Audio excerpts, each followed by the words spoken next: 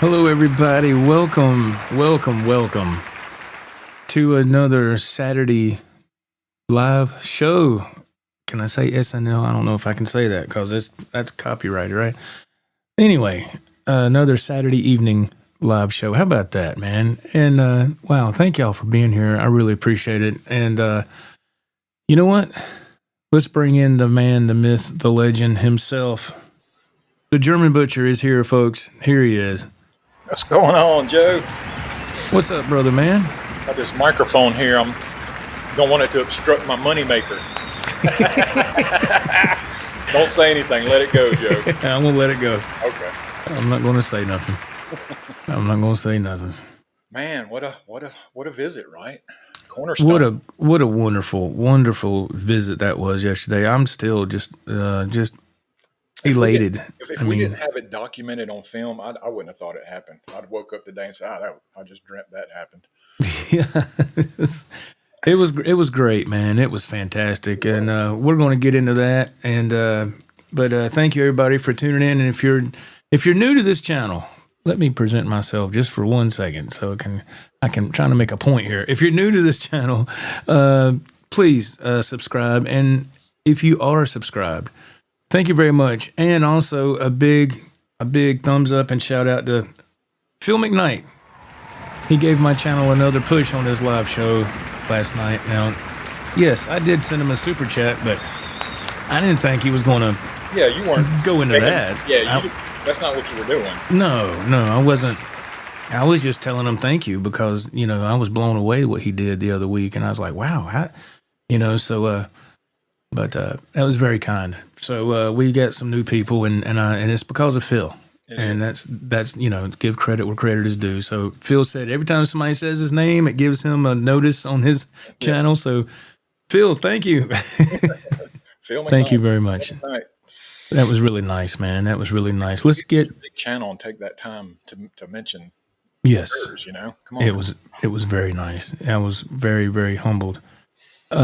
Let's get over to the chat, man. We got people in here, and this is this is fantastic. So, if you're new here, not to repeat myself, we try to dedicate the show to the chat. It's all about the chat. So, along with some guitar topics as well. Anyway, first up is Mr. Dave Orkin. Dave? I believe he's always the first one here. Usually. Yeah. He usually is. He's usually first, but of course there's not a contest. There's Ralph in the chat. What's up, man? Ralph's twin. And we got Ecater, man. What is happening, man? I have a big shout out to Ecater. I'll get into that a little later. Ecater, you know what I'm talking about. And thank you, sir. Ecater says, awesome visit, guys, at Cornerstone. Man, that is such a cool store. Yes, it is a absolute wonderful store. A big shout out to Art and Jackson. They were so kind, and that's for Ralph and I, that was our second trip. For me, that was my third. So if you look at the title, when it says visiting Cornerstone in Easley, South Carolina, you'll see like the Roman numeral 3. In case people didn't see that, they're like, well, what is that? So that's what I'm going to do with the other ones, and that way I can keep the title the same, just for algorithm algorithm purposes. Yeah. Let's see here. Ralph comments. He says, we were so confused when we walked in, but that just shows how much fun they like to have. Yes, if you've seen the video, you know what we're talking about. If you haven't seen the video, then be sure and check that out. I mean, there will be spoilers here if you haven't seen it, but we walked in to a really wonderful atmosphere at Cornerstone. And we're not trying to portray the image like, oh, there was 500 people there. No, it was just to us, it was a big deal. It was, you can count on one hand how many people were there. But you know what? Those people took the time to come see us, and that blew me away, man. And we were very, very humbled, and it was just so awesome. And for Art to kind of get the little party favors together, or whatever you want to call it, I mean, that was nice, man. That was really nice. So we were really shocked, surprised, and humbled, and just, it's nice. Extremely. Yes. Mr. Bill Trainer, hello, man. Update on his wife. He goes, hey, y'all, my wife is doing better. She told me to go hang out with y'all, my guitar family. Yeah, that's sweet, man. Mrs. Trainer, I'm glad you're doing well. I'm so glad you're doing better. And we got to give it up for the CEO is here. CEO Morton Salt. There he is. Don Morton. Yo, Joe and Ralph, we really enjoyed the Cornerstone show. We got to make it over there to meet you and Ralph sometime. I just couldn't make it yesterday. Another great music store visit, though. Thank you. Thank you, sir. Yeah, we had a good time, man. Thank you. Really appreciate that. You can't hang tonight, but you'll watch the playback. Oh, that's fine. I totally get it, man. Thank you for, checking in. I appreciate that. That means a lot, sir. Slim Fire. Hello, Slim. He says, hey, Ralph, how y'all doing? Slim. Mr. Slim.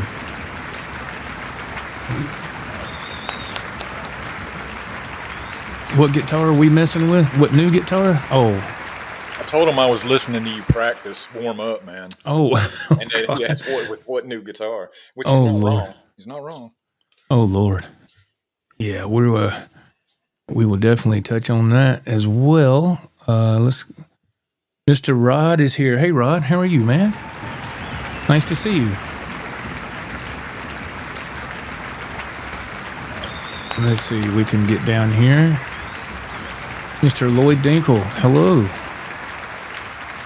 All right, I'm going to scroll this down a little because I'm getting to that part where I won't be able to. Rex McGee, hello. Good evening, Joe and Ralph. I'm glad I'm here tonight. I had a gig tonight, but it got moved to November 1st due to the bad weather that we're having here today, so I can be here. Thank you, Mr. McGee. That's I appreciate that, sir. Rod says, great video yesterday. Thank you so much. JJ Collins, hello. Dennis Bryan, howdy, guys. Michael Curtis. Ralph's audio is a little low. Oh, well, we can fix that, or I can put my mouth closer to this thing. Is that better? That's a whole lot better, yeah. Okay. Rex McGee, that store is great. I wish we had more stores like that in my city. Mike, he says, hey, guys, happy Saturday. Thank you. Thank you so much. Jimmy Z, what's up, Jimmy Z? I'm trying to get this thing down here. Okay, I think I can showcase. The chat scroll button, when I'm going down, it gets to this one point. There's another button in front of it, and I have to keep sliding it past that. It's like an obstacle, and if I don't, and I let go of the mouse, you'll never get it back. Weird. JP Stella, hello, man. He says, yo, yo, yo. Father Joe and Father Ralph guitar Bible study has started. Yeah. That's right. Yes, sir. Thank you all for being here. Rhodey's Jam Cave. What's up, Rhodey? Hey, Rhodey. How you doing, man? And searching for Tone. I saw him in Phil's chat last night. How you doing? Searching for Tone? Nice to see you. Thank you for being here. Appreciate that. JP Stella says, nice new Fender Strat there, Joe, and Cornerstone video. Thank you, sir. I appreciate that. We had a good time. Yes. GRB Aquatics. Hey, man, how are you? He goes, good day, Joe and Ralph, and everyone. Hope everybody's doing well. Yes, sir. We're doing very well. Thank you. Thank you very much. Let's see.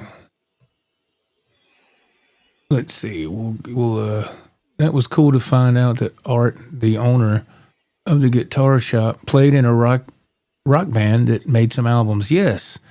I thought that was absolutely wonderful. Yes.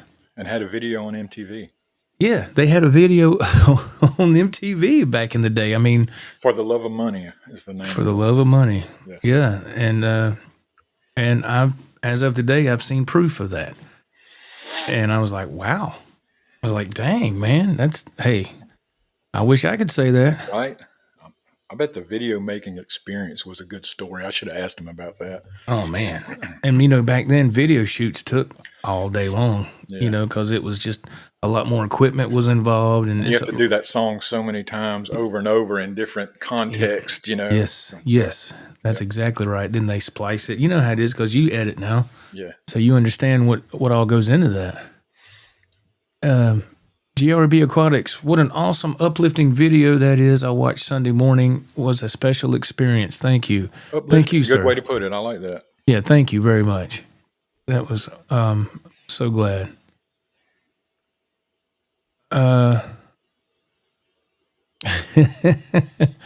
Need to update Ralph's picture on the thumbnail.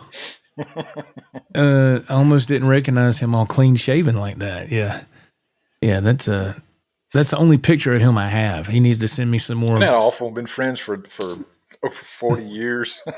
Well, I mean, I'm talking about for thumbnails. Yeah, That's the only one I have. I know. And I was like, he needs to send me some more different pictures of him so I can get him on the thumbnails. Let's see here. Yeah, I'm getting tired of looking at that picture. Oh, man. Let's see. JJ Collins, what's up, my friend? It was so awesome to see Art's band, the albums from his band. That band were local legends in the area I grew up in. I had no idea he was in that band. There were a bunch of live videos of them on YouTube. Uh-oh. Now, see? Now, how cool is that? I know, man. Dang. That's incredible, man. I'm gonna check that out tomorrow. That's incredible. Thank you, JJ Collins. That's awesome, man. Yeah, when I saw those albums, I was like, oh, I had no clue the story behind it, and he was kind enough to share it with us, and I was like, huh? I thought the band name is cool. Obsession. That's a good name. It's an awesome name. I love that name. Yeah, it's really cool. But yeah, that's awesome. That's so awesome. Mr. Rex McGee chimes in. He goes, I can't wait to hear that Strat you got at Cornerstone. What a blessing. Yes. Yes, sir. We will get into that. I promise you, we will. Edwin Crane, what's going on, brother, man? How are you doing? Dave Orkin, what was the band called? Obsession. Is that right, Ralph? That is correct. Obsession. Okay. And that's also a perfume, I believe. I think it is. Yeah. Mickey Settlemeyer, how are you doing? But you got to remember that was back in the 80s, so I don't know. I don't think the perfume was around then. No, man. But I know one perfume that was around then and still around today, or cologne, the Polo. Man, I remember that was the cologne when we were in high school. Yeah, you used to overdo it. Me? Yeah, overdo it with the cologne there, Joe. And the members only jacket and all that? Yes. I was a little members only, so you get the club member one. That's the off brand. Yeah, the off brand. Yeah, yeah, yeah. Those were the days. Yeah, I know I did overdo it when I was young with that stuff. Man, golly, I haven't burnt my nose. But I haven't. I remember my wife got me a bottle of that stuff. It's still in the cabinet in the restroom, and it's been in there for years.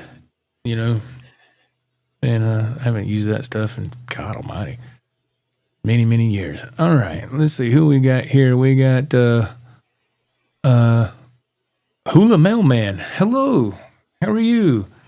He says, good day from Western Australia, guys. Sunday morning here. Oh. Okay. Hula Mailman. They're ahead of us. Okay. Thank you. Thank you for chiming in. Uh-oh, we got some more facts coming in. This is interesting. JP Stella Obsession opened up for Anthrax at the Brooklyn Zoo in Brooklyn, New York City. Are you kidding me? What? Oh my goodness. So do they still have a fan base? Man. I don't know, man. Art said the band was still together. Yeah, they were still a functioning band, yeah. That is impressive, man. That's impressive. That's something I only wish we could have done. I know. Mr. Lloyd Dinkle, hello. When are they going to have your guitar done, Joe? Eager to hear what they sound like with the upgrades. Oh, I will go pick those up next Friday, sir. Yeah. Yeah, we'll get that next Friday. That's the way my schedule is. I have to wait till the next time I'm off, which will be next Friday. And JRB Aquatics, I've been playing through Fender amp setup at home for months. Swapped to Marshall Vox setup again. Oh boy, now that's what I call overdrive. You can never have too much overdrive. Man. Well, you can, but yeah, you can. You can overdo it, but it's always good to have it if you need it.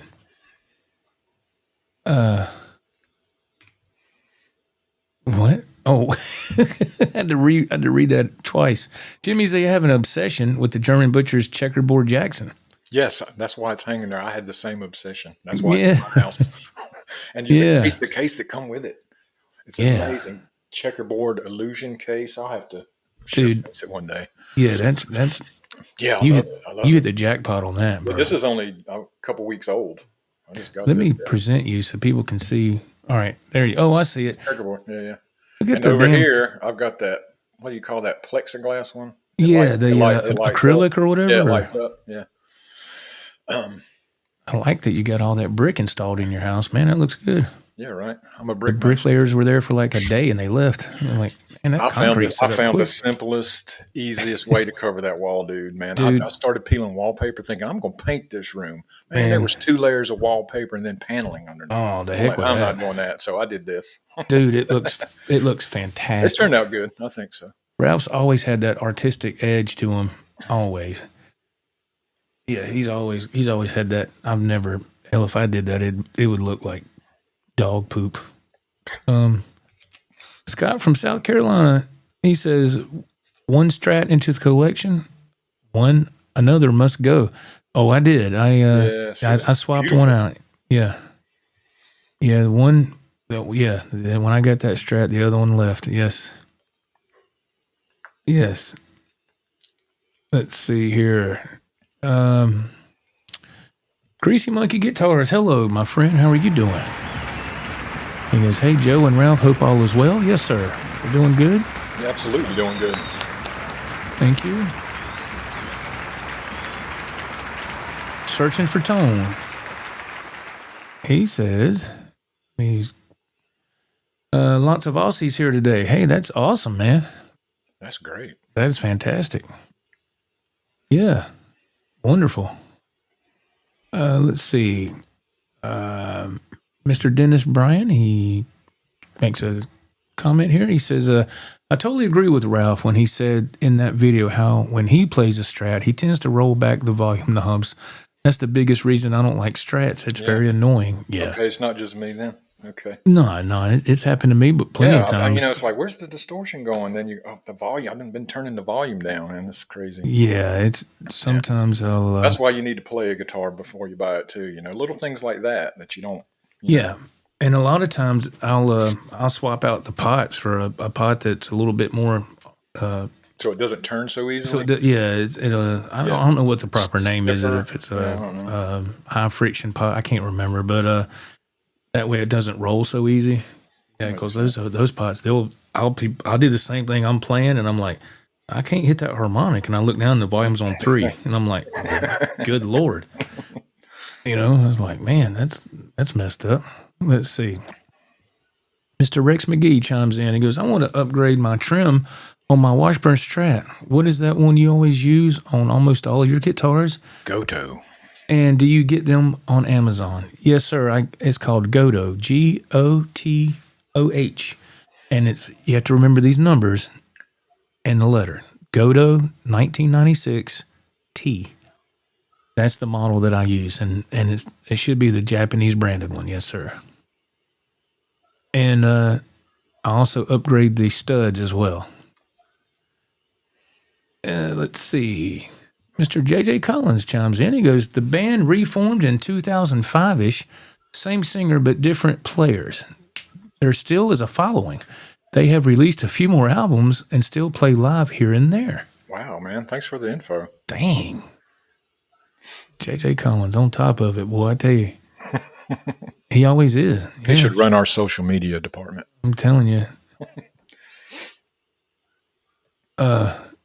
Jimmy Z. Ralph, the German artistic butcher. Is that artistic or artistic? Yeah. Yeah, that's let's see. When you guys find this store that only carries 80s and 90s shredders guitars, we're gonna be screwed.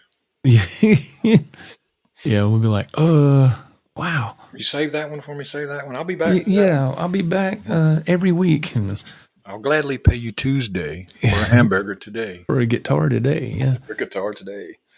Jimmy Z, Joe, you are one heck of a interior decorator too, brother. Just hang 40 or 50 axes on the wall.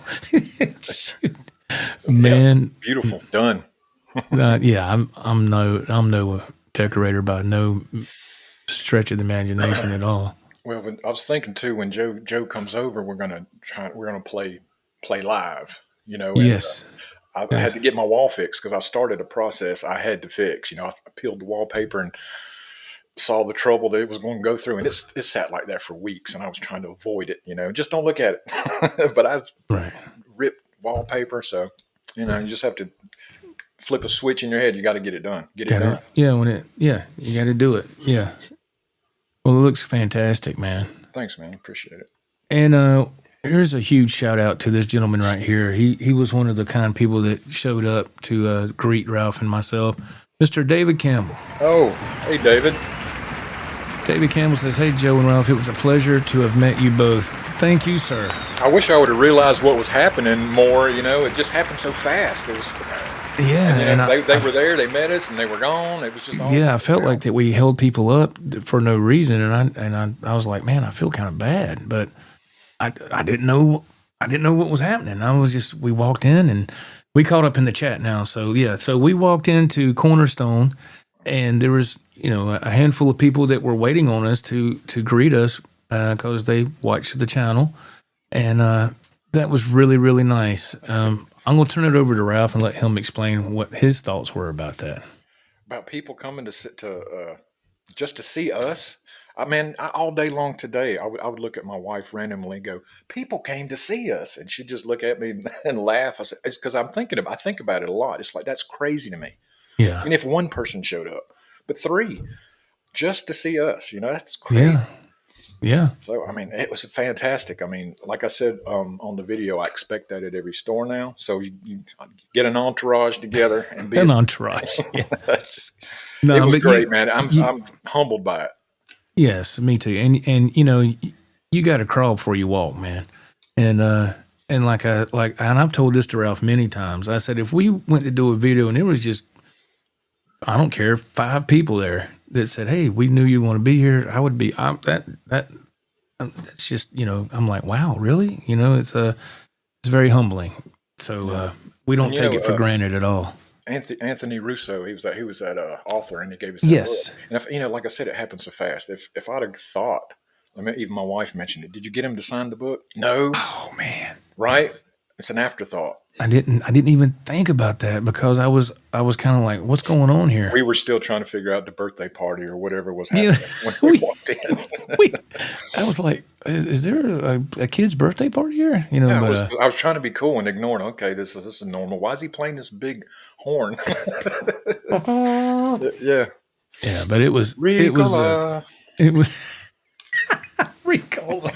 I didn't think about that. But yeah, that's awesome, man. That was really cool. That was really cool. We had a wonderful time. Wonderful time. Somebody was asking a question. I missed it. Let me see. Let me see if I can scroll back. Okay, here we go. Mr. JP Stella asked a question. Joe, did your new Fender, Joe, you got yesterday, did it sound amazing through the EVH Iconic amp? Yes, it did. It did. I was impressed with it. I even told Joe after that, I said, wow, I was impressed by the way that sounded. The pickup sounded like they were pretty strong. Yes. That's the way Joe likes them. So yeah. You don't need to change it out, do you? No. I didn't think so. No, those pickups are great. The EVH Iconic, though, those amps are known to have a lot of gain. And that's just, so those amps are right up my alley, I don't have any Iconics, but I do have a EVH, I'm sorry, Peavey 5150, and got that, and EVH overdrive pedal, but one day I'd like to get a iconic half stack, but that's way on down the road. But we got let's see, Rainey's Guitar Channel, first time catching the live stream. Thank you very much. Oh, welcome. Yeah, welcome, my friend. Thank you for being here. Let's see.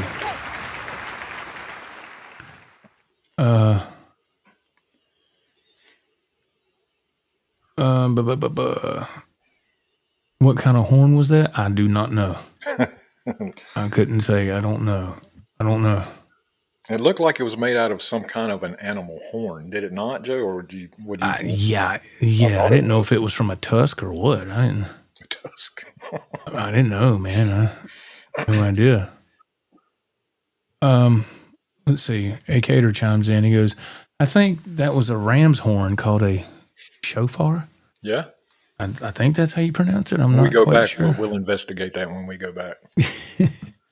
Yeah, that was something. It was awesome. And the presidential music, that was cool. Yeah, that was awesome. Yeah, that was really cool. Yeah. JP Stella, yeah, I have the EVH Iconic amp head. It kicks major butt. Yeah, those Iconics are awesome, man. They are absolutely incredible. Yeah. JJ Collins chimes in about the EVH Iconic. EVH Iconic amps are amazing, very similar to the original Peavey, except it has the burn boost in it. Sounds absolutely incredible. I have the 80-watt head. Wow. I bet that does sound good. Man. Heck yeah. Dang. My big thing is, man, I have nowhere to put anything. If I got another Iconic half stack, I say another. If I get another half stack, I ain't got nowhere to put nothing. So I'm kind of like, well, I've kind of put myself in a corner, so to speak. Right. But, it's the way it is. Mr. Dennis Bryan, I ordered a Boss new poly shifter pedal today from Sweetwater. I've seen nothing but great reviews on it, and it's cheaper than the Digitech drop. I'm very excited, Dennis Bryan says. Yep. I do have the drop pedal right there. And and it is cheaper than the Polytune, is that right? Poly shifter. Sorry. But I loved it. I love this pedal, man. I got mine off of Reverb. It's hard to find them. Do you use it a lot? I haven't used it in a while. The only reason I bought that pedal was to jam on some Motley Crue songs. And because I said, I'm not tuning my guitar down with a Floyd down a whole step. I'm not doing that. That's a hassle. Yeah. So I got that pedal, and it was a game changer. Yeah. So let's see.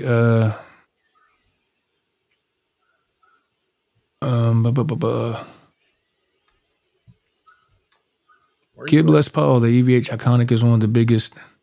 Yeah, they're popular. They're very popular. Yeah, very popular, man. I'm not just saying this, man, but everything that I've received that has the letters EVH on it, everything that I've purchased, I've never had a problem with. So, and I'm just talking about that as a brand, and the quality of product. I've never had a problem with any of that stuff. So I was shocked, as the years went on, that Eddie went that route. I know he did a stint with Peavey and Music Man and all that, and then he eventually got his own brand. And I remember when that first came around, I was like, wow, Eddie's got his own thing, and which was genius. I don't know why he didn't do that to begin with. Right, exactly. But man, when those Stripe series came out, I think I got mine. My first one, I got it in 2017, and I tried to order it in 2016, but everything was on back order. I mean, it was like 6 months, and then it turned into 8 months, and then it was a year, and I was like, man. And I finally was able to get one. So, but it's a great guitar, man. It's fantastic. Oh, Mr. Trainer, thank you so much for the super chat, man. Thank you. Thank you, sir. It's very kind of you. Thank you. I appreciate that, man. Very kind. Let me catch a couple of comments right up here. Oops. Okay. Randy's Guitar Channel has a comment. He says, question, if you could have one guitar from Ralph's collection and Ralph from Joe's, which guitar would it be? That's a great question. That is a fantastic question. Let me go over to Ralph and see what you're going to throw it at me first? Is that what we're doing? Okay. And I remember we spent one day opening every one of your cases and looking at every guitar. Oh man! I can't remember. I can't remember them all, man. I just can't. Well, I know there's so many because I know every time I open a case, I look at it. God, that's beautiful. God, that's beautiful. But you know what I mean. But one singled out doesn't.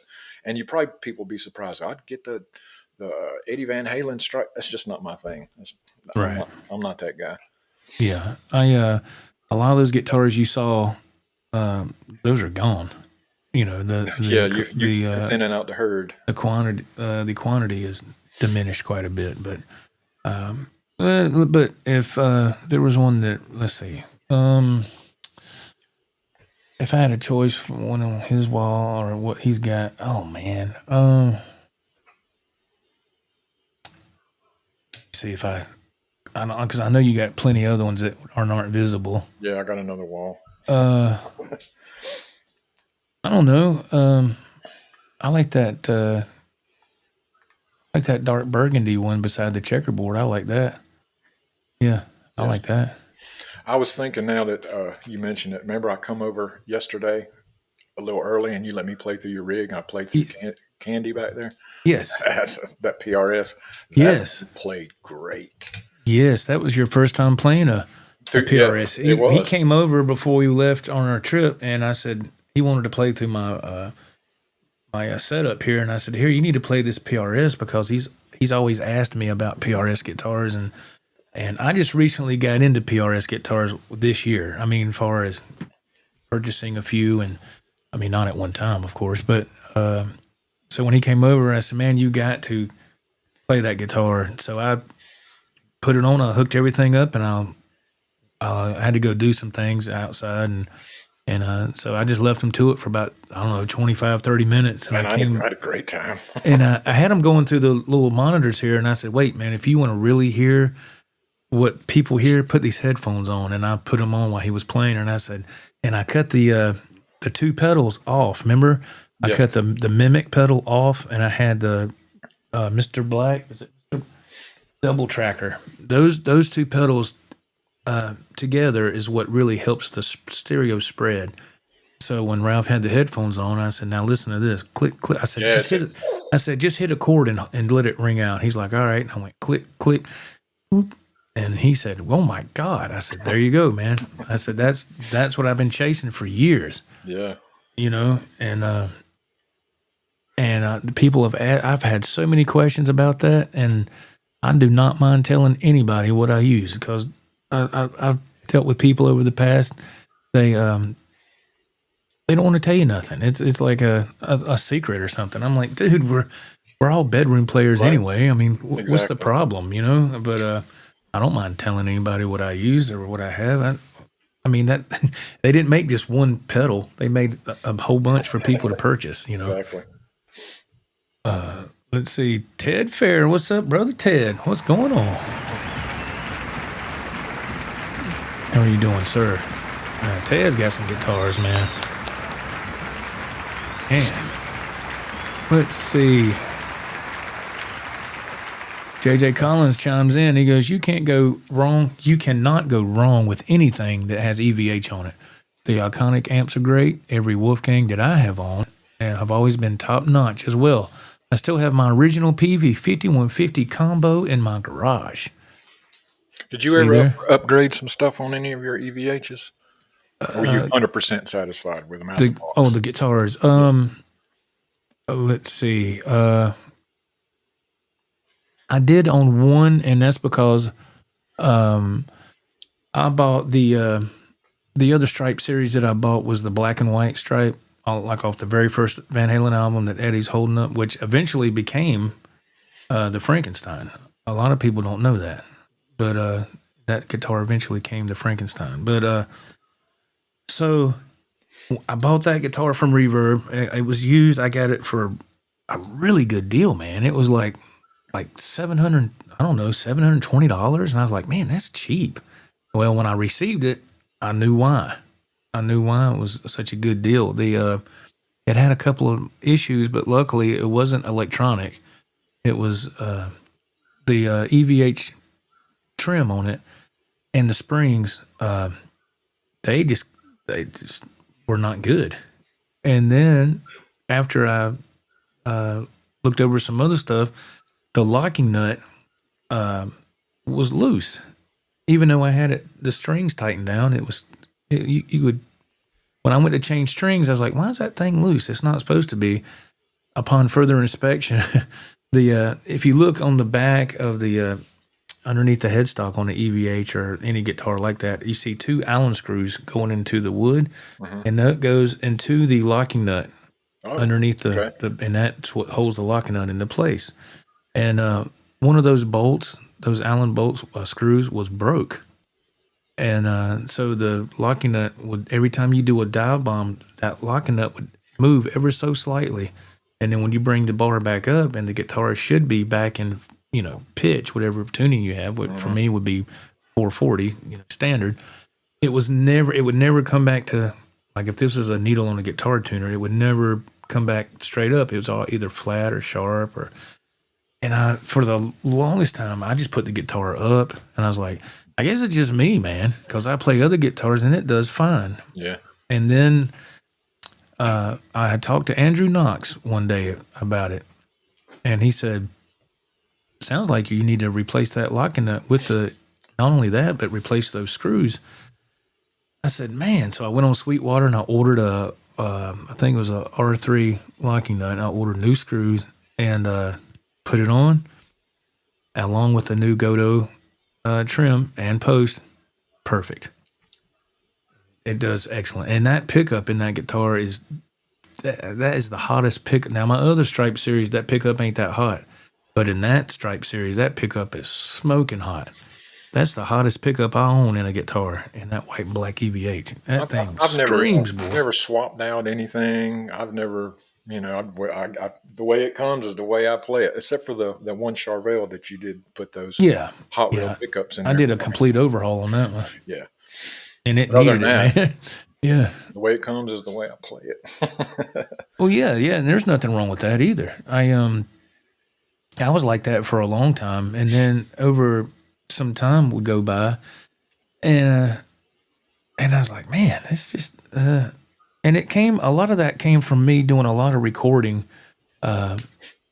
myself on camera playing, and I would just save the videos on my channel and just, of course, leave them private. I wasn't going to post them. I was doing it for like a diary, and I would let a couple of months go by, and I'd go back and watch those videos, and I was like, that sounds that great. That sounds weird. That sounds kind of off. But when I play this other guitar, the tone sounds a little better. I have more sustain, and so I started to get into. Now, as far as swapping out pickups, I don't do any soldering. I do the plug and play route. Yes, plug and play. And that's just what I would do. But everything else, I would always upgrade trim systems, and just like what I just told you, I do all that. And for me, I'm not a tech. I'm not an expert. It always made a huge difference, and it made things a whole lot better. And I was like, oh, there we go.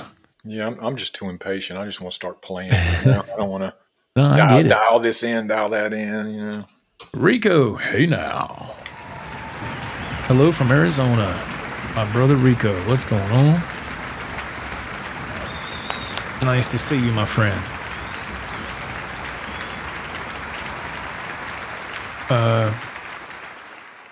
Let's see here. Whoops. Oh man, I'm going to hit this here. Let's see. Bill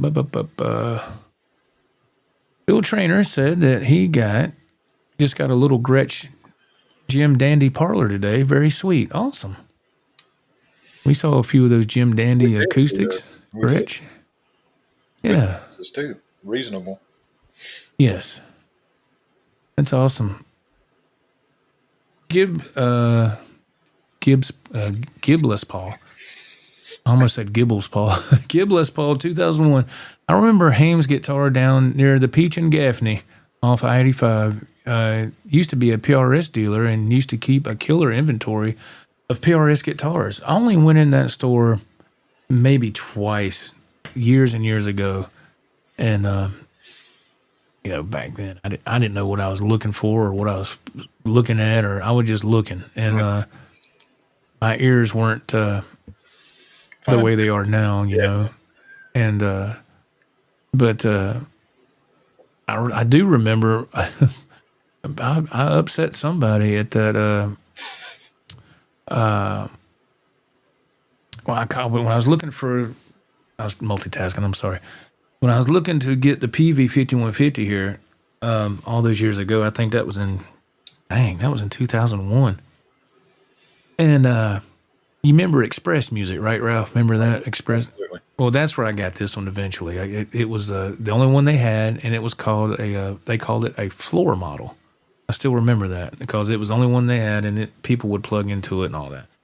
So I was like, that's their fancy way of saying used. It's true. Right. And but anyway, I knew Express had this one, and I remember going there once, and I remember what the price was for the amp in the cabinet. And I was coming down the road one day in the big rig, and I said, "Oh man, there's Hames Music. Let me call them." And I looked up their number and I called them, and they answered. And I said, "Yeah, I need to speak to somebody in the amp department, please." They said, "Okay, please hold." And the guy got on there. Hames Music. This is whoever. This is Bill. I said, "Hey man," I said, "Y'all got the Peavey 5150 half stacks in there?" "Yeah, we got them." He got real excited. I said, "How much you asking for it?" And he told me, and I said, "Man," I said, "Express Music has it for $150 cheaper." And he said, Click. "Hey," he said, "Hey man, this is Hames Music. This ain't Hames discount music." Oh. And he got mad, and I said, "Yeah, you got that right, Jack." And I hung up. Jack. And that's telling him put the jack on the end of that. That's and right. and I went to Express. I drove my little green Ranger there, and I walked in, and there was nobody in the store at the time. Nobody. And I walked in there, and I saw the Peavey sitting over there, and there was one guy. You remember Express had that counter in the middle of the store, that little square counter, Yes. just by itself, that really small. Mm-hmm. And there was a guy standing there, and I walked and I eyeballed this cabinet. And at the time, they still had Peavey Wolfgang specials for sale, and they had a couple hanging up. And I said, "Man, that'd be cool to just plug that Peavey into that Peavey 5150, So I went and got one, and the guy behind the counter, he's looking like, what's that guy doing? He's just making himself at home, He just so I grabbed it, and I went. I did ask him. I said, "Can I plug into that amp?" Now, I still remember this. He's kind of like, I don't know. he kind of gives you the he's like, "Yeah, sure, go ahead." Not very enthusiastic. He's kind of like, I don't know. Like I'm gonna go kick it over or something. But I said, "Okay, man, thanks." And I went, and I'm not one of those exhibitionists when I go into any store. No, I'm not trying to audition for nobody. I just wanted to hear what it sounded like. And I plugged it up, and I'm looking at all the dials. I don't know what nothing does. I've never had a half stack or a amp like that. I've always had small amps, and I'm looking. I'm like, okay, I think I can figure this out. And I went, and I remember hitting a chord, and I went to move it and went.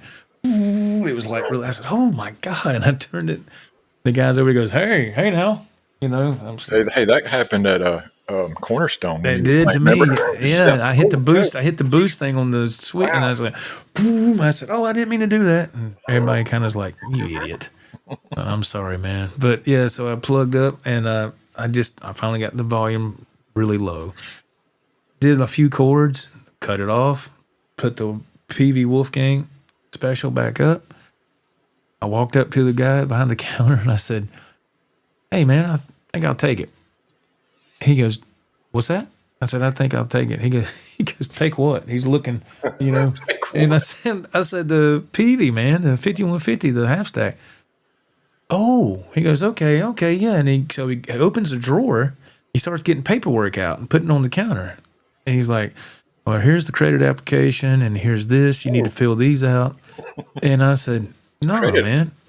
I said, "No, dude, I'm here to buy it." Outright. He goes, "Oh, he got those papers and went, how you stack them together on the top of the glass."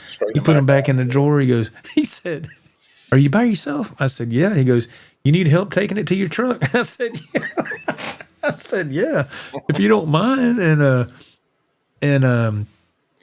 And he said, "Well, congratulations, man."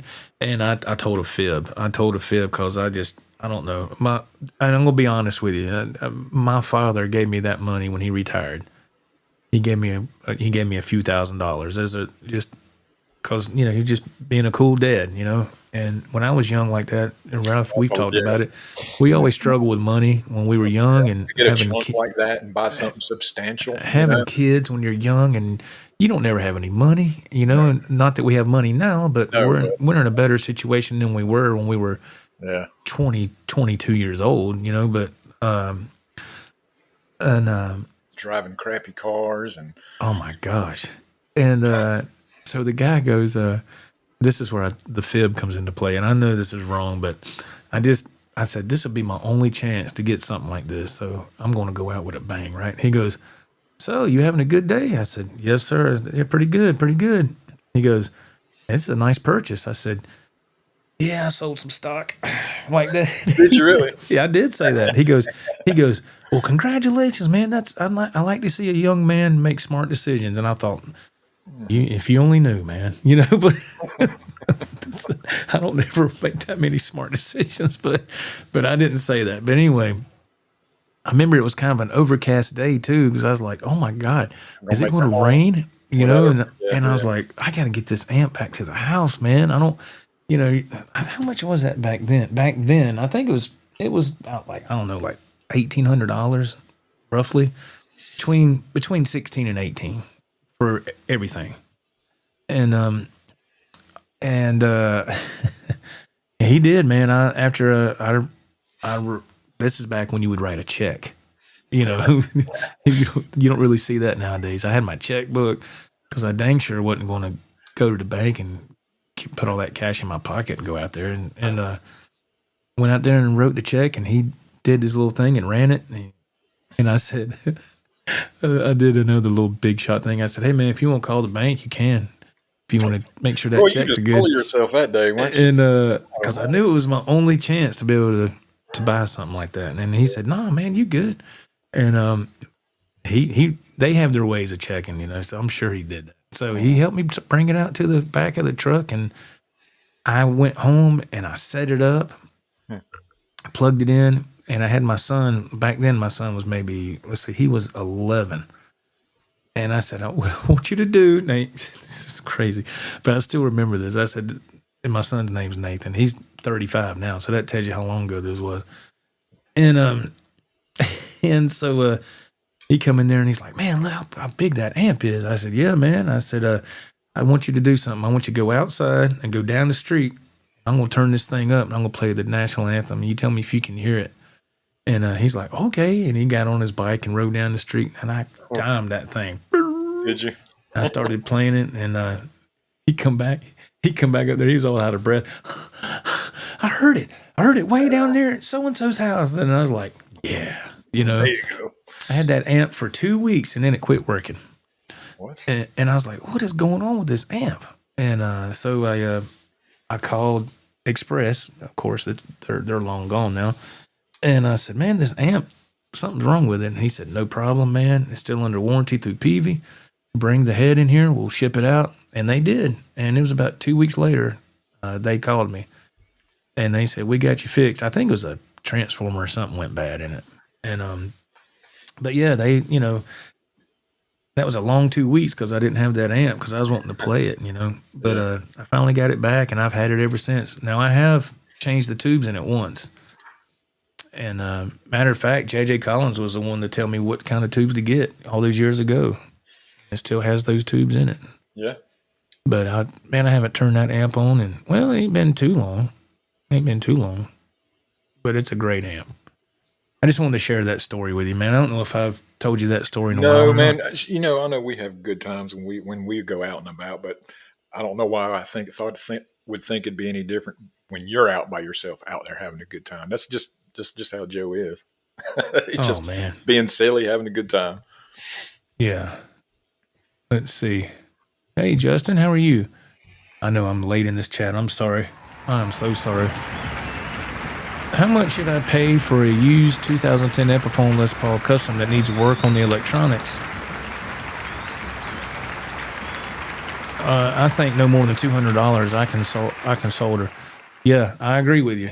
Yeah, no more than that. Especially if the electronics are bad. Yes, I agree. Let's see here. I'm way behind. Let's see. Let's see.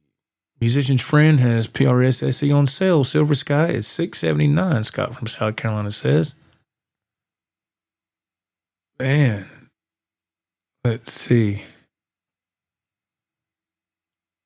Sold some stock. Yeah, I did. I said that, man. I know that's what I said. Uh-oh. See, man, I done told this man to get your he did, man. He went and got an Ethernet cable today, but he wasn't able to some other stuff came up. He'll get it fixed up. Bless his heart. He's been fighting that Wi-Fi for a while, but okay. Gib Les Paul. I'm sorry. I'm so far behind. Which EVH do you have? The block letter? No, mine has the Eddie signature stamp on it. That's what I have. I want to say I heard that the block letter ones were like the first ones in production, I think. Yeah, J.J. Collins, yeah. The only difference between the block letter and the signature was the tubes it shipped with. Yeah, the original tubes that were in mine were, oh man, I think they were out of Germany or something. JJ would know. But those original tubes lasted a long time, man. So I couldn't been a long time. Justin, oh man, I got to sneeze. Oh Lord.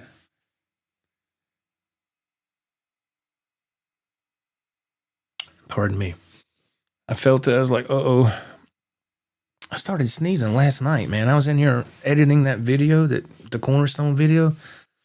And I was in here last night, and I think I was like, what is going on, man? It's been like that today, too. I hope it's nothing. I don't know.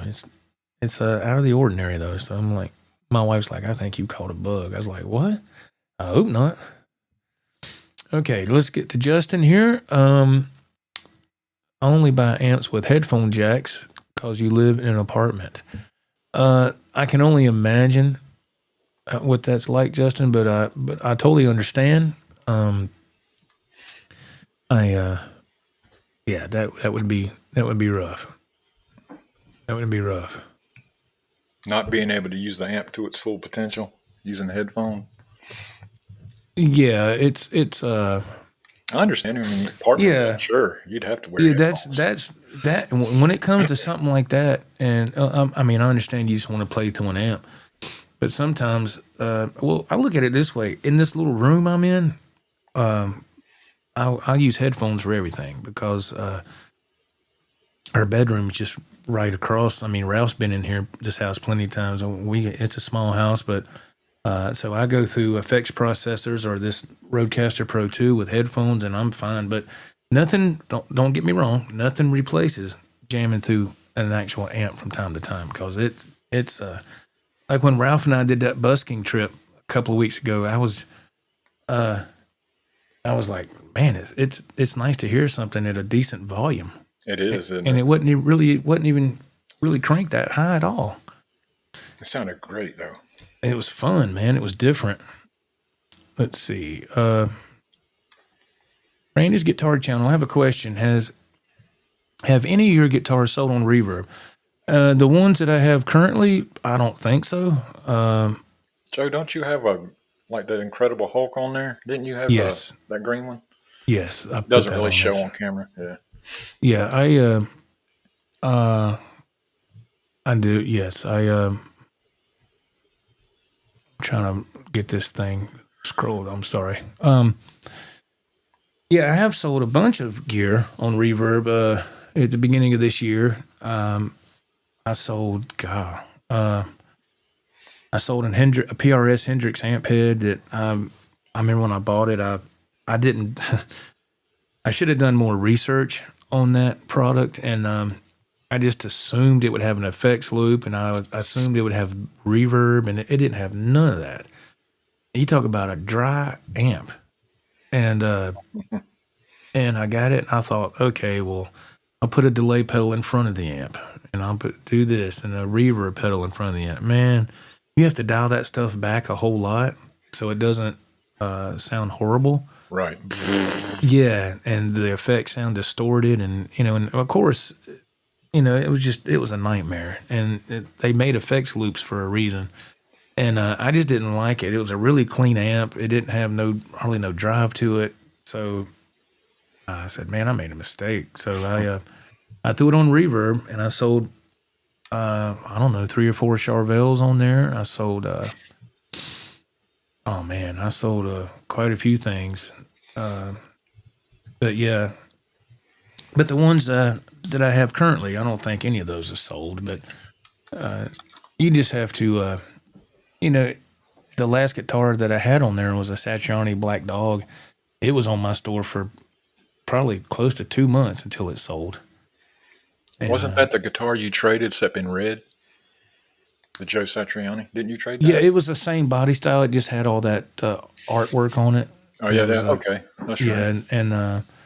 And it was a great guitar. It was awesome. The person who did the artwork, he did like you. He freehanded it. He looked at a picture of Satch's guitar and he did all that on it.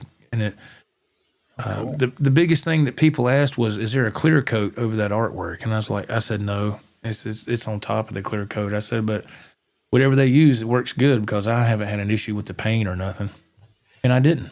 Yeah. And the guy that bought it, he sent me a message. He says, "Man, this is awesome."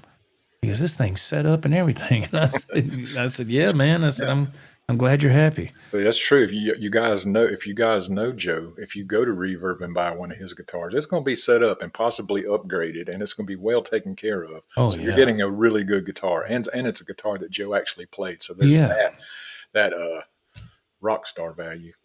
Oh my God. It'll devalue it. Wade Lansby Jr., I just got a PRS SC Custom yesterday. Sweet Cherry Burst. All right. I bet that looks good. Yes. I've never seen an ugly Cherry Burst. I haven't either, man. Congratulations, man. Let's see. Ted Fair. He says, I remember buying the Peavey JSX, that's the Satriani, half stack at a local music store when they first came out. I didn't know heads from tails about the features, etc. Peavey was hitting it out of the park back then. Yeah, I always wanted one of those Satriani heads. The front of it looked like a mirror, and it had the letters JS on cut out, and it just looked cool, man. Bet those things go for a pretty penny nowadays. Man. Let's see. Let me get down here. Hey, Charlie S., what's going on, sir? How are you? How are you doing? I'm just going to jump down here to the bottom. And I'll back up just a little bit to see. Okay, I'll start here. Gib Les Paul, he says, I love the Fender Mustang Plus for practice. You can Bluetooth songs from your phone and jam along with them. Technology, man, is amazing. Justin chimes in. Let's see. He says that I really enjoyed your video explanation of having multiple. Oh man, it just jumped. I lost it. Man, I'm sorry. Hang on a second. Here we go. It's going to fade out. Let me showcase. Here it goes. I'm sorry, Justin. Okay, I really enjoyed your video explanation of having multiple amps with the wet and dry setup. Thank you, man. Thank you for watching that. I appreciate that. You do explain things very well. I There's tried. so many times Joe has to help me with something, and he'll make a video and send it to me. It's just easier that way, and I can just follow his instruction, and it works. Yes, yeah, and like I said, man, I know what it's like to have to struggle to try to figure something out, and then when you finally do, it's like, well, why didn't that person on YouTube say this certain part? It seems like they leave little parts out on purpose to screw you in with your head. Right. And I'm like, nah, man, look, I'm going to make a video. I'm going to say, this is how you do it. Bam. You know, some guys, they'll stretch that out. End. Yes. They'll stretch it out for 12 minutes. Well, I'm here to tell you how to do this. And he goes off talking about an episode of Little House on the Prairie, or something. And I'm like, dude, what are you doing? Just get to the point already. Because they're trying to make that monetization, Sure. When I first got this Boss STE 3000 stereo delay, I was trying to figure out how to adjust, the settings and save them. And I was looking up videos, man. I couldn't find anything, and I finally found this one, and it was like a 20-minute video, and the guy talked about what I was looking for like 10 seconds. And he's like, you hit this, okay, and now we'll move over. I said, wait a minute, man. And I kept taking my finger and moving the thing back, and I watched that part over like 5 or 6 times. And I remember I got home from work early in the morning. I came in here and turned it on, and I figured it out. And I said, I'm going to make a video so I can break this down so people can understand what to do. And I did, and it did okay. It didn't get many views, but some people were very appreciative of it. And of course, you had other people that's like, well, you didn't do this. I'm like, oh my God, dude, it worked for me. Okay. It worked for me. And yeah, that's how you did it. And it worked. That's how I do it. And you have to always put that disclaimer out there, man, because people are ready to pounce on you. Oh man, you get some strange comments on stuff. I mean, well, not strange. I mean, some of them are honest, but some of them, like, man, they kind of make you think. Like, I remember, I think I told you about one comment I had on a video. It said, okay, I get it. A middle-aged man, never made it in the 80s, spitting out all the tunes that we loved in the 80s and some other stuff. I'm like, I mean, guess that's pretty accurate, but am I supposed to be ashamed of that? I don't know. He made it sound like it was a bad thing, like he was making fun of me. Oh, of course he was. It's keyboard warrior, man. And exactly. And I went to his page, no videos at all. Nothing. Anything. Nothing. Yeah, nothing to validate anything. No. Yeah. I mean, that's how it always goes, man. Yeah, it does. You always get one or two. Yeah, you always deal with that. Oh, I deal with it real quick. I block and delete the comment. That's what I do. I don't put up with none of that. Only positive vibes here. That's it. Right. Ecater chimes in. He says, you can advertise that all your guitars on Reverb do in fact have mojo. That's pretty good, it's man. True. It's got the mojo. Yeah, literally the mojo. Pretty good. That's pretty really good. Yes. Ecater, I'm going to give a shout out to Ecater, man. He sent me something by email yesterday, and something I was not familiar with at all. And he said, I made this song. And I was like, what? Right off the bat, I was like, wait a minute. And he's like, I did it in like a minute. And I was like, hold on a minute. I was like, who makes a song in a minute? And well, he did it with AI.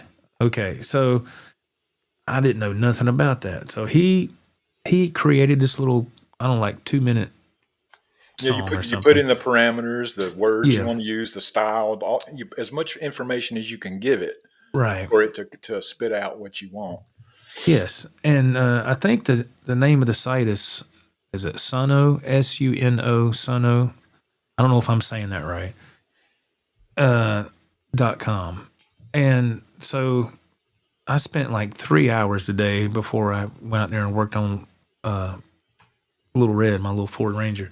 I was 3 hours in there today trying to figure out, okay, what do you do here? So, and what you do is you put in it'd be a lot to go over it right now, but you put in keywords that you want the song to, and it really, you can have the AI do the lyrics for you and everything.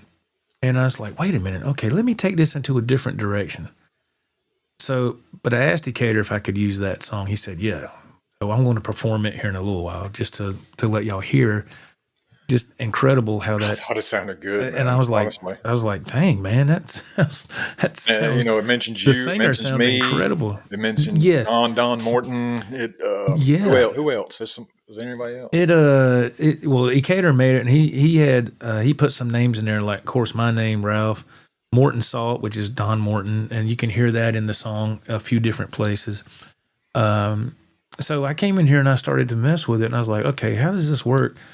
And of course, it'll let you do something for free, but it's very minimal. You have to pay money to get the full effect of what you want to do. Always. So I signed up for a year just they can't hassle me about money for a year. So I went ahead and pillowed around and made up something. Well, I didn't make it up. AI did. I put the information that I wanted in there. But what you can do is you can download the stems from that song. In other words, the tracks. If you're at a certain subscription tier, right? Which is only like $10 a month or something. But and I was able to mute the guitars. Now, the only drawback with some of these things is there's no count in, there's no click. So you have to kind of just keep that in mind. And so you want to have, hopefully, it can create something that has some type of little intro with the drums, like boom, and it kicks in something. And so anyway, I did that, and I had a good time, man. I took the guitars out and I created my own rhythm. That was the thing. I listened to what AI did, and I was like, yeah, that's cool, but I want to do my own thing. I want to put some kind of originality in it somewhere, So I put my own rhythm style in there, and I got finished, and I said, I made a video here, and I'm using Evmux for my streaming platform, and with Evmux, you can record as well. So the only thing is, if there's a little hiccup in it, sometimes that happens because you're still on the internet, But so anyway, so I did that, and I got finished. Man, he dropped again, didn't he? My goodness, he'll be back. So I got finished doing that, and it was a blast. It was a lot of fun. So I told Ralph, I said, man, I got an idea, man. I got an idea that how we can create some material with the help of AI, of course, because we don't know any singers. We don't know a bass player. So it's the same thing, because I play with backing tracks on this show. I play with, in the style of, it's not in the style, it's the actual song. It's not the actual song. It's karaokeversion.com. They reproduce the songs, and they have, of course, different vocalists. Sometimes the vocalists are close to the original vocalist, and sometimes, it's what you get with karaokeversion.com. That doesn't bother me, because I'm not a singer, and as long as the person singing is in the ballpark, I'm happy with it. I'm talking about using karaokeversion.com. And are you playing peekaboo or something? What's going on? I've not touched a thing, dude. I'm just sitting here watching the screen, getting aggravated, man, and looking at how unprofessional that is. I actually went to buy a cable today, but I couldn't get my laptop to recognize it. We'll rectify that. That's fine, bro. Ain't no big deal, man. We're just having fun. Nobody's dying. Yeah, that's all good. Nobody's getting hurt. But so I use the karaoke version. I've gotten all these backing tracks, so I can play these cover songs. And so I thought I'd take it a step further and use this AI tool that Decatur shared with me. And so Ralph and I can do some stuff of our own with the help of AI. But the singing, it gives you so many different variations of whatever you type. I put classic rock, 80s hair metal. So those are the three genres that it goes by to create a basis of what you want. And it'll give you like 3 or 4 different takes and you can kind of choose one, or you can recreate another one. So I found one that I liked, and I was like, oh my gosh, man, that guy sounds just like. Now I know people probably ain't gonna know what I'm talking about here, but there was a group that I really liked in the '80s, late '80s, called Thunder, and Andy Taylor. He was the guitarist of Duran Duran, and he was in the supergroup The Power Station. Andy Taylor produced that group Thunder, and that singer, the vocalist from Thunder, I've always loved his voice. And the song I sent you today, Ralph, sounded just like that guy. Yeah. It sounded dead on like him. I said, my God. And it's a good song, man. I was sitting there out there working on my truck, and I bet you I listened to that song 10 times back to back. I was just so blown away at how easy it was to create something, and I could actually make my own rhythm and play along with it, and it just made it really fun. So a big shout out to Acator for pointing me to that direction, man. It was a different creative avenue, and it inspired me, man. So thank you, Acator. All right, I need to get to these comments. AJB, what's happening, brother? He goes, Ralph, what's up with that Strat on the wall? That's not a pointy headstock. I can explain. All right. This might blind you, but the only reason it's hanging on the wall, watch. Oh, yeah, watch this.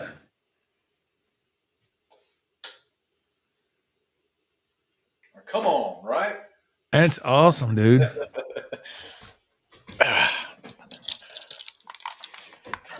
That's beautiful. It's cool, man. It looks really good in person. On camera, it's just, you know what I mean? So I haven't used it on a video. It's just so. That's awesome. I don't know. Does that explain it? It's just so aggressive. I don't know. It's the awesome. Light is so bright. I love lights, man. Different color lights. Dave Orkin says, Joe helped me remember how to program a pedal that I convinced him to buy. Yes, the Tank G. That's right. The Tank G. Yes, man. Dennis Bryan, Joe, jam your new Strat. I will, sir. Usually when I get to the bottom of the hour, we'll do that. But it's around the corner. Justin, we appreciate your explanations. You're real and relatable. Thank you very much, sir. That's very kind. Thank you. I appreciate that, man. That's nice.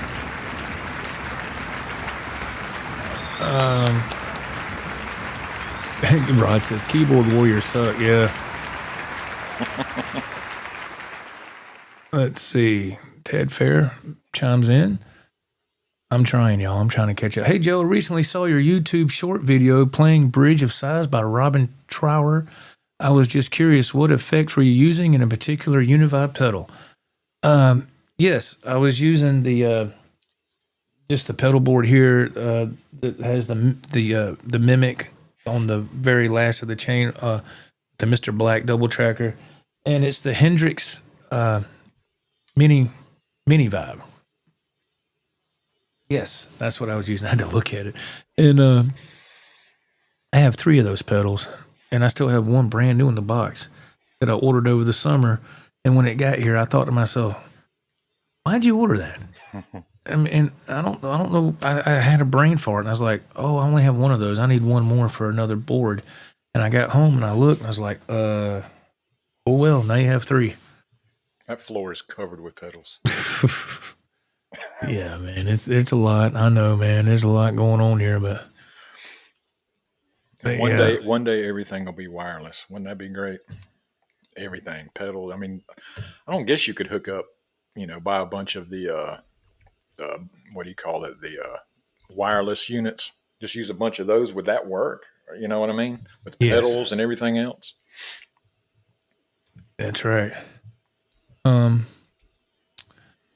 Yeah, Dave Orkin says no AI. Well, for me, I'm just by myself. I don't have a band. So for me, it works really well in my situation. And yeah, I'm not trying to convince anybody to, it's all AI. Let's go. I'm not trying to.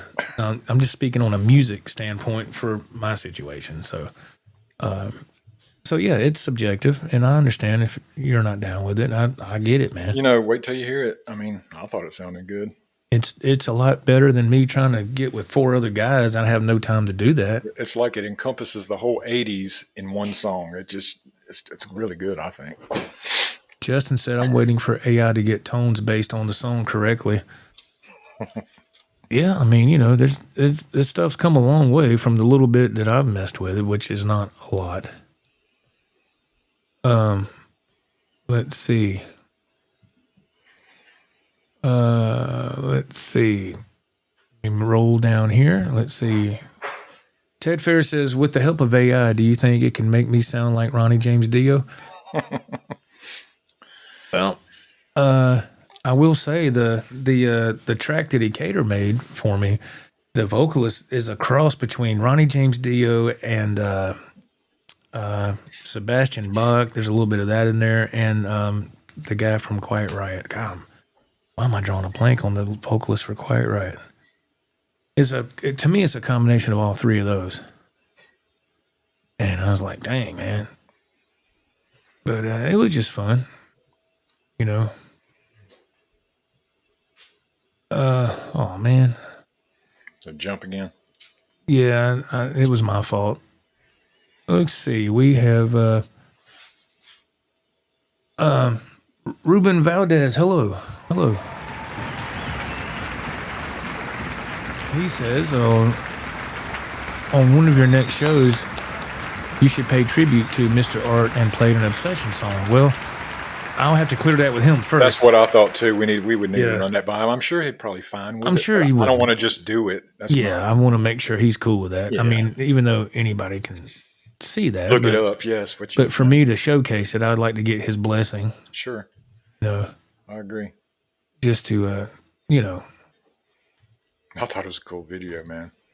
Really cool. Kevin Dubrow. Thank you, Rod. That was the singer of Quiet Riot. Thank you. Yes, I was just drawing a total blank. Yeah, he had an awesome voice, man. I loved his voice. Rico B. Joe, were you able to verify your new Strat has the everything? Yes, you are correct, sir. You are correct. Yeah, man. Somebody else said something about that as well. All right, let's we're not going to do a Joe and Ralph Jams video tonight. We're going to do a Ralph video tonight. We're going to showcase Ralph. He's going to do some Stryper for us. And so if you're not subscribed to the German Butcher, man, subscribe to his channel. He does videos on his own. He edits everything. He plays every instrument, and he does it all on his own. And to me, that is pretty freaking magnificent. I mean, I got to use backing tracks. I don't have the time to. Well, I couldn't put a drum set in here, and plus I can't play drums, and right. I'm just not that talented. But Ralph does it all, man. So, do you want to say anything about this before we start it, Ralph? Or? It was ironic that we were at Cornerstone, and we talked about Stryper and bands like that. So I thought, well, on this next show, let me see if I can get Joe to play my Stryper song. Now I know I've explained in the past, I don't play the whole song. I cherry pick. I play a couple minutes of it because people don't have the attention span to watch the whole video. So right. And what is the name of this Stryper song? Reach Out. Reach Out. Yeah. Okay. All right. Let me spotlight this and let me hop over to this tab so we can play it. And so here we go with Ralph doing some Stryper with Reach Out. And we'll be right back right after this. Enjoy the song, y'all.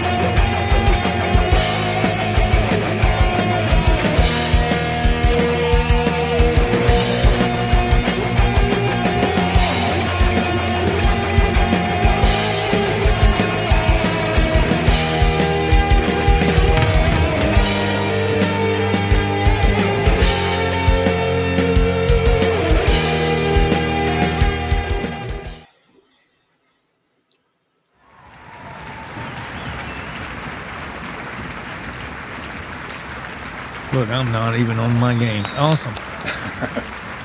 It is so satisfying putting all that together and finish it, with putting the music together, putting the video together, and then when it's finished, it's very satisfying. Yeah, man, that's another creative avenue with editing and stuff like that. Another thing Joe had to teach me how to do. I mean, he can teach you so much, but there's a lot you have to do it yourself to figure it out. Yeah, that is the. I've done To Hell with the Devil. That's on my channel. Yeah. Somebody was asking what you were using. Let me. Right there, Daniel. Well, hey, Daniel. He says, really digging the sound. What are you using for effects? My effects processor. Okay, I'll grab it. Hold on a sec. All right. Yeah, he's got a few different effects processors. I don't know which one he was using for that. I'm not quite sure. Probably the Boss. I'm guessing. I don't know. Here he goes. All right. Let me present him so he can explain. Let's get his headphones on here. And he is back. All right. Hey guys. Yeah. All right, take it away. That's what I use right there. The Boss. I was right. Yes. GT1. But that's what this is what I use for that Stryper song. I've been working on some new songs, and I've been using this little number here that Joe donated to me. MG400 from Newex. It sounds good too, man. It's like totally different sounds than what I have been using, which was interesting. That's the Newex, right? That's the Newex MG400, yes. Newex MG400, yes. I haven't recorded a song with that one yet. Oh, okay. I'm still trying to dial in my sound or what I want it to sound like. So. Nice. Oh, cool, man. Nothing elaborate, just a little effects processor. That's it. Yeah. Hey, nothing wrong with that at all. I used effects processors for many years, up until actually just about a month or so ago. Rico, he says, impressive. Sounds great. Awesome. Thank you. Thank you, Rico. That's nice, man. Charlie S. I've done everything from Dio to Aerosmith, all kind of stuff. I think of some Prince. I don't know. There's all kind of crap on there. I say crap. No, well, yeah, y'all check out Ralph's channel, man. He's got all kind of instrumental videos, man, that he lets the guitar do the singing. I think that's really cool. And yes, it does take time to do videos of that nature. Editing takes a while. And even if your video's 2 minutes, it can still take it's funny, 2 or 3 hours to do that. To make a 2-minute video, it takes a couple hours to edit that. Yes. Yeah, it's because I film me playing the lead guitar all the way through, playing the rhythm guitar all the way through, playing the drums all the way through, playing the bass. Now I've got all these 5 videos that you have to chop up and make sure when you're hitting a chord. Well, you need. Let me show this guitar. I'm doing a little something on the drums. Well, let me show the drums at this part. So you have to kind of have to put some thought into it, Yeah. Once you start editing on your own, it opens up all these other doors. And you're like, oh, man, I didn't think about that, I know. But the more you do it, the smoother. And now you have like a routine. You're kind of like, okay, I do this, and then I do this over here, and then it all just kind of comes together. Yes. And the more you do it, the more smoother it gets. And I can see that with your videos. Yes. The transitions are cleaner. Everything is really matching up really well as far as audio and video sync. Yes. All that stuff. It takes time to learn all that, yeah. Yeah, it does. Poo Ninja, I got a Newex Horseman, and it's sweet. It's always on my pedal board. All right. What's up, Pooh? How you doing? Let's see. What's up, Pooh? Yeah, Poo Ninja, man. He's been around for many years. He really has. I thought about getting a 100 or 1000. Oh, the Boss. Oh, the effects processor. Nice. Let's see here. Edwin Crane, what's up, my friend? If you have an Eventide you want to get rid of, I'm game, Joe. Oh, wow. No, I got some Eventide plugins, but I haven't used any plugins in quite a while. I've been using pedal. I went back to using pedals, and for me, I just like that better.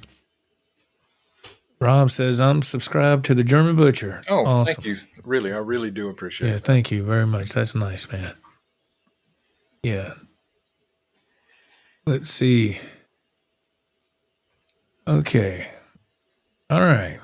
Okay. I'm need to play this Strat, Ralph, if that's cool. Okay. We got Are you going to do the song Ecater sent? I will do that in a couple of minutes. Yes. I'm going to present myself here. This Bloody Soup. What's going on? Bloody Soup. What's happening, man? Yeah, we're getting into that part of the show. Now, I'm not going to be able to see the chat while I'm playing, so I'm not ignoring y'all. Yeah. I'll be on mute, so you won't have to. Yeah, I'm going to. I won't be able to read. I'll get done playing, and I'll go back a little bit and see the chat. So I'm not ignoring you. I just can't. I can't do all that while I'm playing. So, let me see really quick. Live to play guitar. Hello, how are you? Hey Joe, I just got the EVH flanger. I'm very happy about it. Let's see. To place it like Eddie's. Phaser first, flanger second. Oh, I see what you're saying. Yeah, you would want to put your phaser. I'm sorry, you want to put your flanger first, and then the phaser after that. That's how I have mine. I mean, it's kind of really personal preference, but that's how I do it. But I'm glad you're happy with it, man. That's awesome. Now let me present this here. Okay, all right.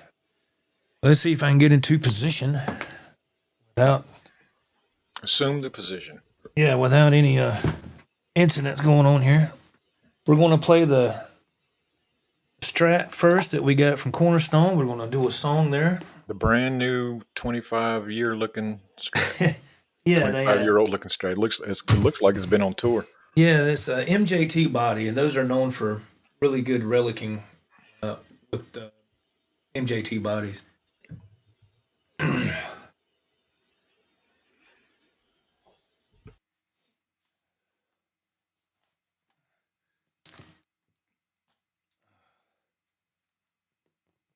All right. Sorry about that. I'm just trying to get situated. Now, one thing I had to do, I put my wireless in. I put it in backwards on the guitar because I noticed whenever I used the bar and the bar would fall back down, it would hit the on-off switch and it would cut the unit. It would cut the wireless off. So I just twisted it around. So the switch is on this side now. So when the bar, it won't hit it. And I was like, why does this keep cutting off? And I was like, oh, I see. That's weird. You wouldn't think that would happen, but let's see if we're in tune first. Check that.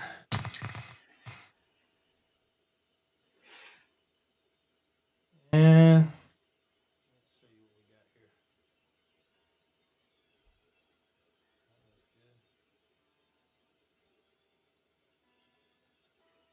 All right.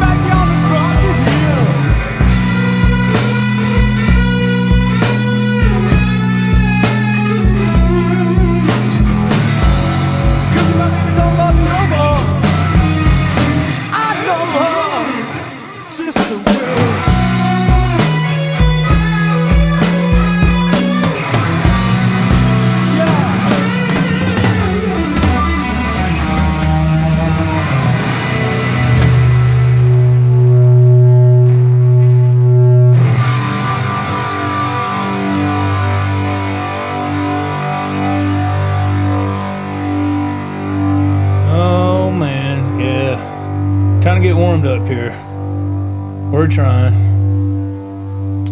We're trying. Let's see if we can go back to about the mid-90s, maybe? Early to mid-90s? Let's try this one out here. This is always a good one.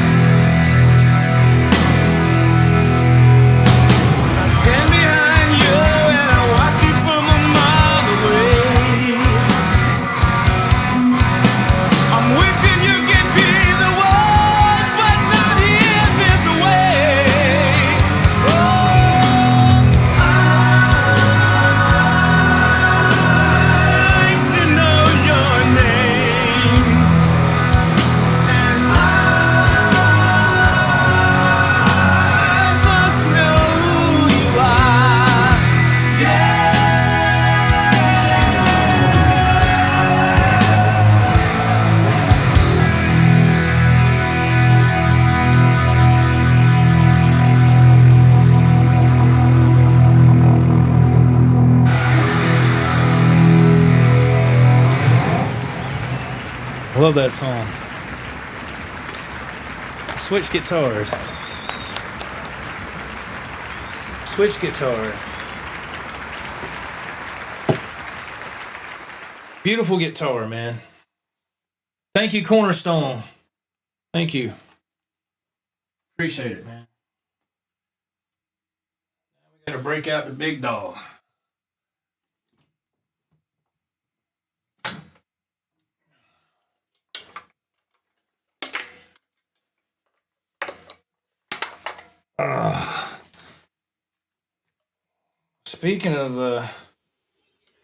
Speaking of EVH, we was talking about that earlier. So I love the EVH products, and yeah, let's see what this is like here.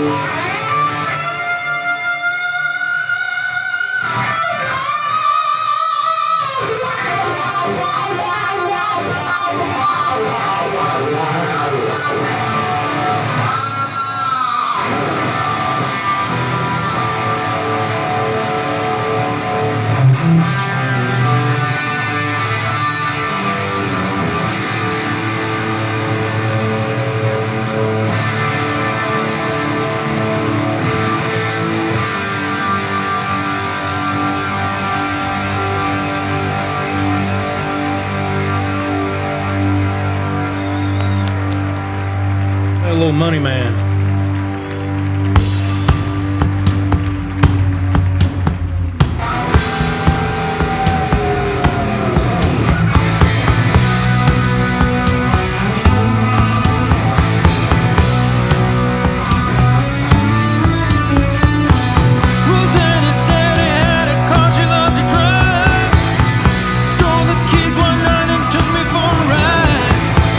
Turn up the music just as loud as it could go.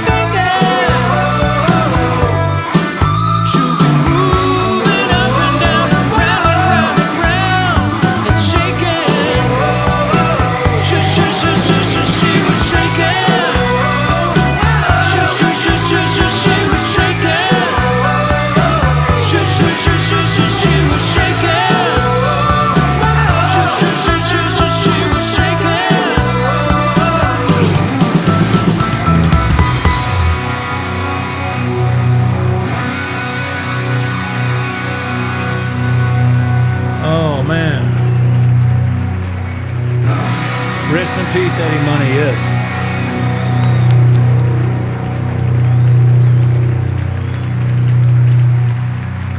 Let's do one for Rod.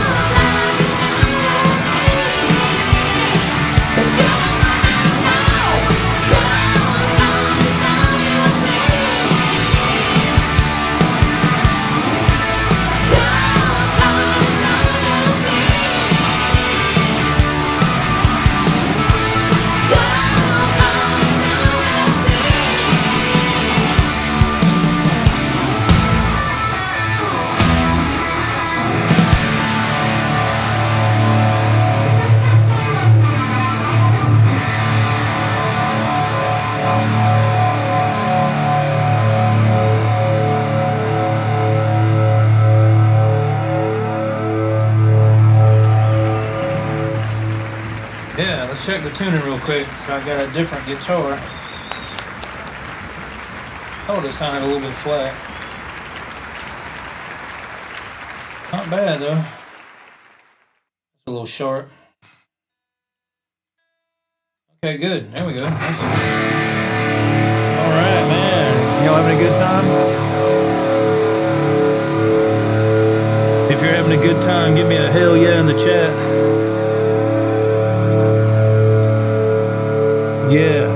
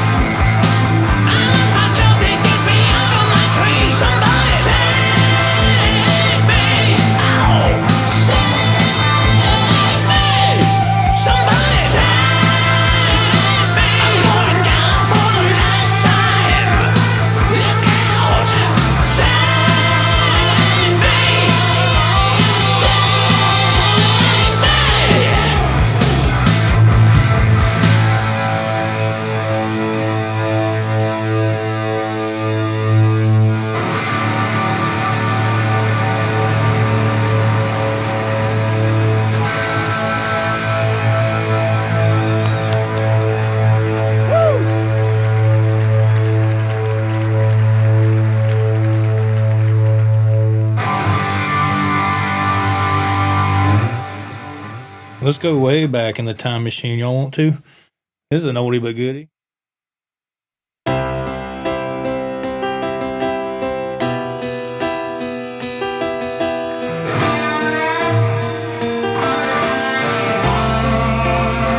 You know I'm a dreamer, but my heart's of gold. I had to run away high, so I would come home low.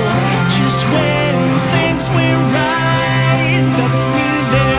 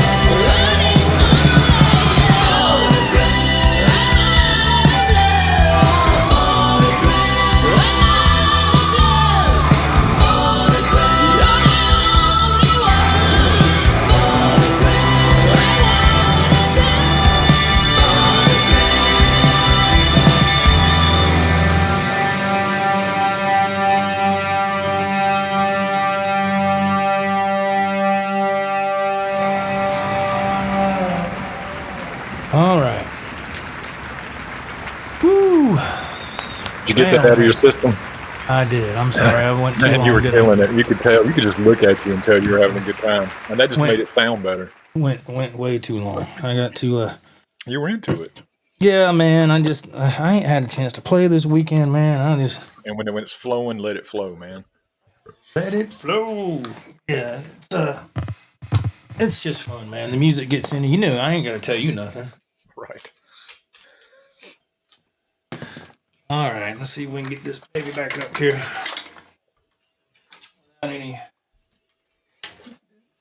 Do it this way like this, and then bring it around. There we go. Case. Okay. My goodness gracious. And he's back. Yeah, sorry, man. All right. I'm sorry. All right, we got to get to this chat here, man. We oh my goodness. Yeah, you'll never catch up. No, I won't. I just let's see. All right. We'll just go. I'll just go through a couple of these. Okay. Jimmy Z, thank you, man. I appreciate it. A big round of applause for people that stuck around. Thank you very much. Chris Cobb, thank you. If I'm not hitting your comment, I'm not meaning to. I'm just. Did everybody enjoy that AI song? Yeah. Yeah, man. I don't know if they. I thought it was good, man. I don't know if anybody caught that or not. I had a couple of mishaps in it. I'm still trying to learn that thing. Yeah, I threw it out there that was the AI song. I think some people got it, especially when it started mentioning your name, my name, and Morton Salt, Don Morton, all that. Yeah. Yeah. I'm still, like I said today. I had to. It was crunch time in here for a couple hours, and I was trying to go over a few songs, and it was just. I was like, well, I don't know how this is going to turn out, but okay. Let's see here. Hey, Cater. Oh, you gifted a membership to somebody. Oh man, that was super nice. Let's see here. That was super nice, hey, Cater. Thank you, man. Let's see.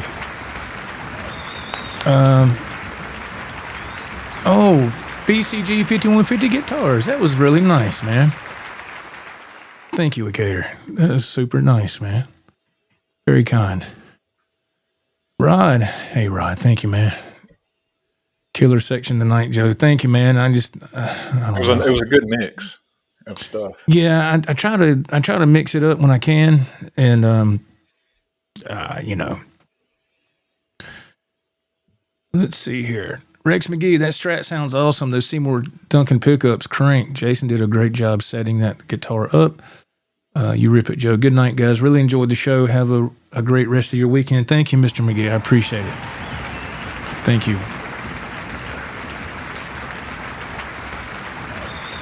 Thank you, sir. Thank you very much, man. I appreciate it. Okay. Thank you all. Thank you, man. We hit JJ's section comment. Fantastic song selection, Joe. You should try to add Over My Head by King's X. That's funny you say that. I have that backing track. And I went over it, I don't know, I guess it was maybe close to a year ago. It's not that bad, but it's all King's X is really their timing is what can throw you off. Yes, there's some odd beats and rhythms that you wouldn't expect, you know. They'll go through it a certain way the first time around, and then on the second time around, you're like, oh, they're going to do this. You think you got it. Yeah, you think you got it, and you don't. And I'm like, golly, will you just leave it one way, you know? But so I got aggravated and I walked away from it. But I was close to nailing it, but it is in standard. But anyway, yeah, man. But I didn't mean to go so long. Ralph, what is it you like? Anything you like to talk about, man? In particular, no, just thank you for the people that showed up at the Cornerstone, man. That whole experience was great. I mean, if that never happens again, you know, I'm thankful that it happened this time. Yeah, man. We got to go pick up your guitars next week, don't we, Jeff? Yes. And I'm going to ask you a quick question when we get off there, and it's really quick, fast, easy question, and I'll run it past you and see what you think. Yeah, we got to go by there Friday and pick up those guitars. I have I had taken 3 guitars, but one of them was traded for the Fender Strat there. So he's working on, Jackson will be working on a Peavey Wolfgang special for me and a Kramer Pacer. And I just love that guitar, man. You can get them at GC now for probably, I don't know, man, $300 maybe, $399. And but I upgraded mine. I upgraded the trim system and of course, and the post, and then I'm having Jackson put in a DiMarzio tone zone in the bridge. So the neck on that thing is where the money is on that guitar. It feels really nice, really good, absolutely incredible.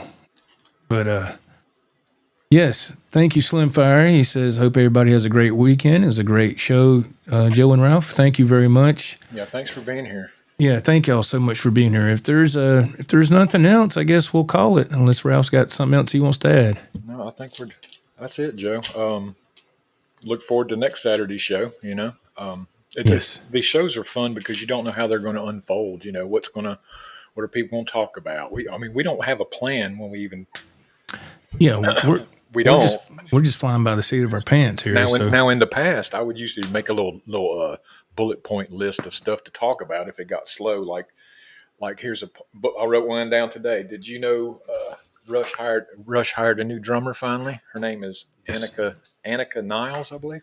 Yes. And of course she's incredible, or she wouldn't be with Rush. Oh yeah. Can you imagine getting that gig? Yeah, man. That was a hard decision for them to make. I mean, that's big shoes to fill there, man. That's a big deal. And I'm glad they're going back out. I'm glad. A lot of bands are going out for their last hurrah. I think Iron Maiden's doing the same thing. They're going out. Yeah. Iron Maiden, Judas Priest. They're all getting up there, man. They're all getting up there. Yeah, no telling how many more shows they can do. Yeah. So thank you, Chris. I appreciate it, man. It's very nice. All right, guys. Until next Saturday, if you're new here, click the subscribe button and hit that thumbs up and ring that bell so you get all notifications when we go live. So we will try to line up another guitar shop, and we're going to keep going as much as we can. Thank you to everybody who was here. I really appreciate it. And I'm Joe. And this is Ralph. All right, guys. We'll see you next time around. Take care. See ya. Bye-bye.